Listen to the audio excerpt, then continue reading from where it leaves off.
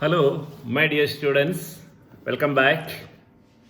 Today, I would like to explain to you why power sharing is good. In the same manner, I can ask this can be put into very different words like what is the need of power sharing, why power sharing is desirable, what are the advantages of power sharing, what are the reasons for power sharing. So, all these questions together, we can put into two types of arguments. First argument is normally called the prudential reasons. All of you are aware what is the meaning of prudence, common sense. It is a matter of common sense. Prudential reason, we take what are the advantages, what are the disadvantages.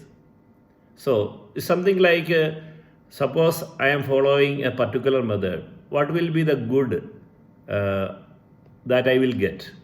What will be the loss I will avoid? So, that is the meaning of prudential reason.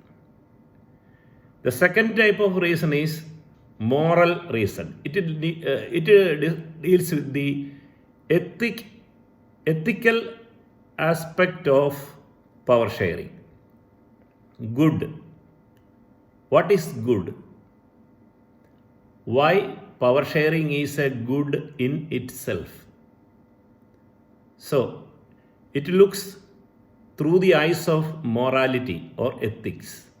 So, these are the two types of arguments when we discuss about power sharing. Then you will come to know why power sharing is very important and required. So, first let us discuss about the prudential reasons of power sharing. Once again, I would like to tell you that prudential reason tells about the advantages that can be obtained through power sharing and the disadvantages that can be avoided, eliminated through power sharing. Power sharing is therefore desirable because it helps in reducing misunderstandings, prejudices, and the possibility of conflicts between various social groups. It can be religion, it can be language-based groups. Thus, power sharing ensures social harmony and peace. Second point is it avoids the tyranny of the majority, which can destroy the minority social groups. When one particular group is dominating too much, every decision taken by the government is supporting only them, the minor groups get demoralized, they are destroyed. So, they may go for violence again, and at the end, both the parties will suffer, as it happened in Sri Lanka. The third point is again similar. The social conflicts can badly affect and weaken majority groups also, as it has happened in Sri Lanka. One simple example I am telling you. One bomb is exploded. Some terrorists are targeting a particular person, throwing a bomb at that person.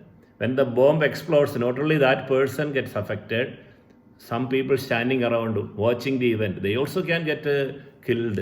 So in the same way, any calamity, any violence, it affects and destroys both the parties. Fourth point is social conflicts can destabilize social, political, and economic systems in a country and the unity of the nation. When the government and the people are always busy with the fighting, there won't be any prosperity. The social structure will be destabilized. The political units will not function properly.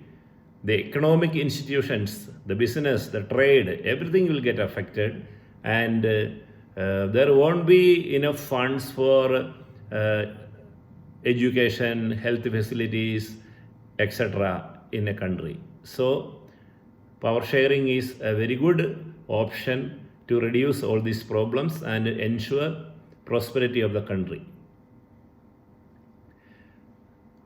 Next point is again similar. Social conflicts can be a threat for the safety of the country. When people are fighting inside, always the external enemies can take advantage of it. The safety of the country will be always at stake. Remember that. The last point could be power sharing is a direct obstacle in the development of a nation. No development will be possible if there is no power sharing, because the political leaders will be always busy with how to defeat the opposite party. But if you share the power, all work together to ensure the prosperity of the country. So this is the prudential reason of power sharing. Now come to the moral reasons of power sharing. First and foremost, you already learned in the concept of democracy. What is democracy? Why it is so good? It is a good value. Democracy is a value itself.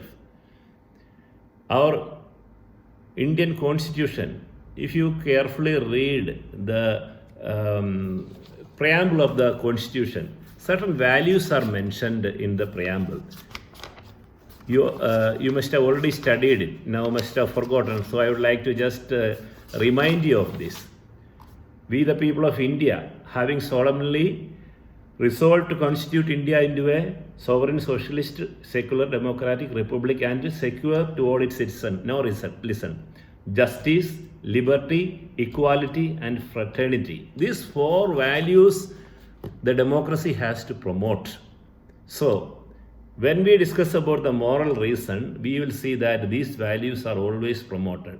So, power sharing is a good in itself. It's a value in itself.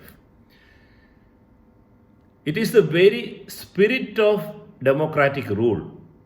If there is no power sharing, there is no democracy. Think about it a little bit. No power sharing, no democracy. Abraham Lincoln's famous definition: democracy is a form of government for the people, by the people and of the people. When we say people, it is not only the majority. Every citizen of the country should have a role, a say in the governance. I may vote for a particular candidate. He may win, may not win. But the one who is winning ultimately becomes my leader. For example, our Prime Minister is Mr. Narendra Modi. Whether I have voted for him or not voted for him, he has come to the power. He is our Prime Minister.